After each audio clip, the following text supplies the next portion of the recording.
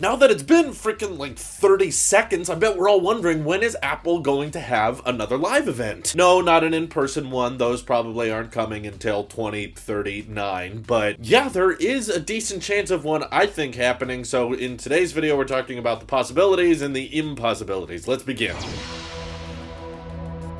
So just as a reminder, for those who may not remember, Apple does not always have a March event. In fact, they didn't even have one in 2020, and they resulted to doing a lot more site refreshes. And around that time of the year, at the end of 2019, Apple was getting very comfortable with not having events for things, okay? We saw the AirPods Pro become a site refresh. We saw the 16-inch MacBook Pro be a site refresh. And then, of course, in the March and April timeframe of 2020, we got the Magic Keyboard case, the iPhone SE. There were a lot of firsts back then. It was the first time Apple actually announced and unveiled a new iPhone without a keynote, without an event of any kind. And sometimes in the past, March events have been very, very stale, especially the services event of 2019, where Apple basically just demoed movie trailers for 2.5 hours, and Big Bird made an appearance on stage. That's how you know stuff's getting real.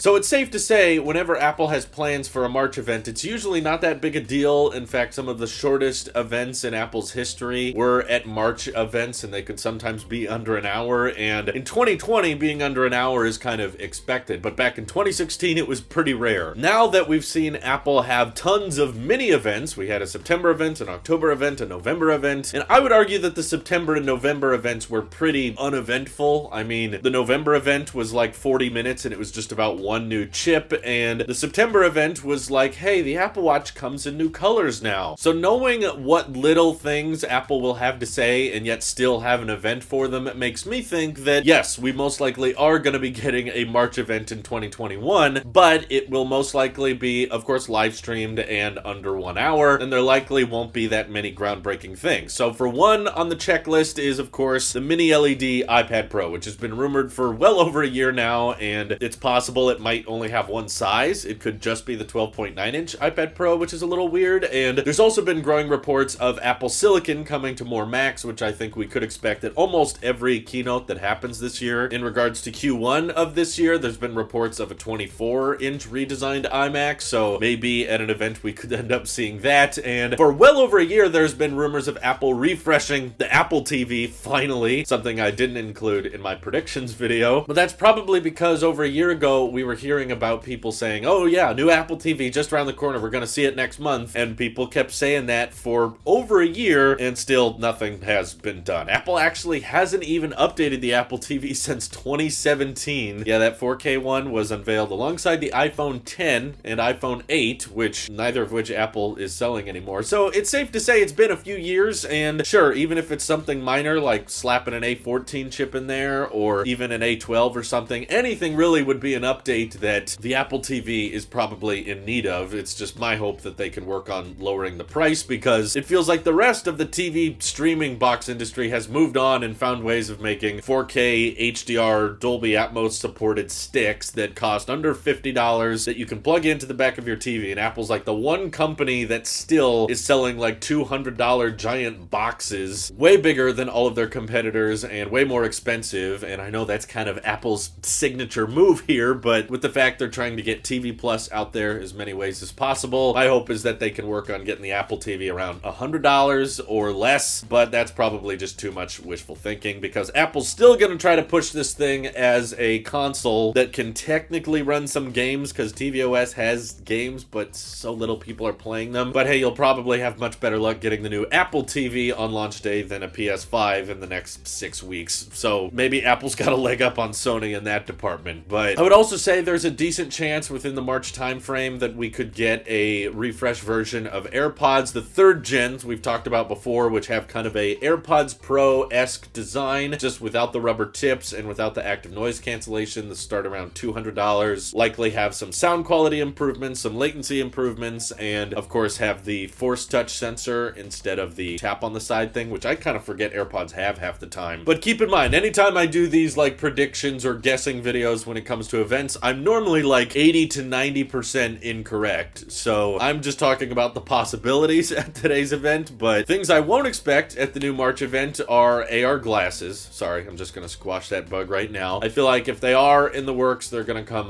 way late in the year, not early. I don't expect the cheaper version of AirPods Max just because Apple doesn't make cheaper AirPods over time, and I feel like we would all question the existence of AirPods Max if just a few months later they dropped like a cheaper, more affordable version that did sort of the same thing. Also, don't expect new iPhones of any kind. So there used to be people saying that, oh, we'd get an iPhone SE Plus or that kind of thing. Now all of those rumors have died away, and with the XR at $499, it doesn't really make sense to do that anymore. I'm also not really expecting a 32-inch iMac, like a revamped version of the larger screen size. I feel like that might be something they save for quadruple UDC, and probably mini LED MacBooks as well. I know those have been rumored for a while, but my guess is that they would want to launch them around October, not really super early in the year. So none of the super exciting stuff, but still things that Apple likes to update that are ready, hopefully, to be mass produced. There's still some decent potential for a March event, but as we hear more and as more rumors brew, I'll be sure to keep you guys posted. Let me know what you guys are most interested in a March event. What do you want Apple to see update first in 2021? Do you think there'll be site refreshes? Do you think we'll get a 1-hour live stream or a 10-minute live stream? All that good stuff. Feel free to let me know. This is your Apple Sheep here. I'll see you guys in the next one.